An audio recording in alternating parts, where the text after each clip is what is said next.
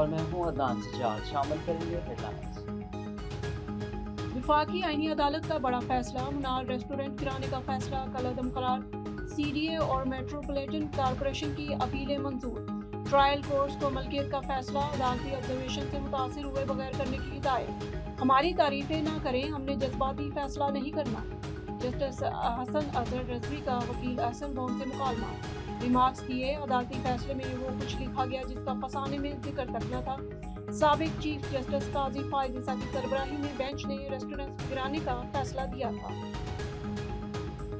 بھارت کی پراکسی فتح الخوارج پر زمین تنگ. بلوچستان میں آپریشن شبان پوری قوت سے جاری. مزید 5 خوارج انجام کو پہنچ گئے. تعداد 76 ہو گئی. ہلاک دہشت گردوں سے بڑی تعداد میں اسلحہ، گولہ بارود، راکٹ لانچر، موبائل فونز اور دیگر سامان برآمد. سیکورٹی ذرائع کے مطابق 5 جولائی سے اب تک 114 دہشت گرد جہنم واصل ہو چکے. آخری دہشت گرد کے خاتمے تک آپریشن شبان جاری رکھنے کا عزم. مشرق وسطی میں پھر جنگ کے شعلے بلند. ایران پر امریکی حملوں کی نئی لہر. بندر عباس، سیرک اور جزیرہ قشم میں دھماکے. خوزستان، جاسک، بوشہر اور ماشہر میں بھی بارود کی برسات. سنٹکوم کا پاسداران انقلاب پر تجارتی جہازوں کو نشانہ بنانے کا الزام. کہا تازہ حملوں کی لہر مکمل کر لی گئی ہے. فضائی دفاعی نظام ریڈار تنصیبات، میزائل صلاحیتوں اور کشتیوں کو نشانہ بنایا. ایرانی کروز میزائل اور ایک خودکش ڈرون بھی مار گرانے کا دعویٰ. امریکہ تجارتی جہاز رانی کے تحفظ کے لیے پوری طرح تیار ہے. آبِ ہرمز پر ایران کا کوئی کنٹرول نہیں. کارروائیوں کا مقصد بحری گزرگاہ عبور کرنے والے جہازوں پر ایرانی حملوں کی صلاحیت کو مزید کمزور کرنا ہے.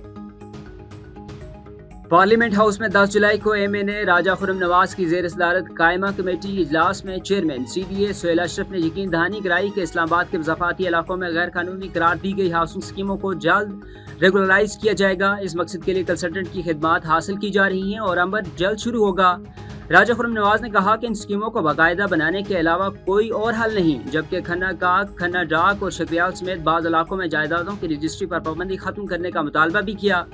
ڈپٹی کمشنر نے پابندی ختم کرنے کی یقین دہانی کرائی. اجلاس میں بعض سڑکوں کی خستہ حالی اور ترقیاتی فنڈز کی کمی کا معاملہ بھی زیر بحث آیا.